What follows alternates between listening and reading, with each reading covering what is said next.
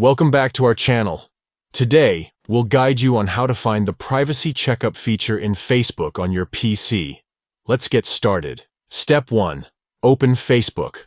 Launch your web browser and go to the Facebook website. Log into your account. Step 2.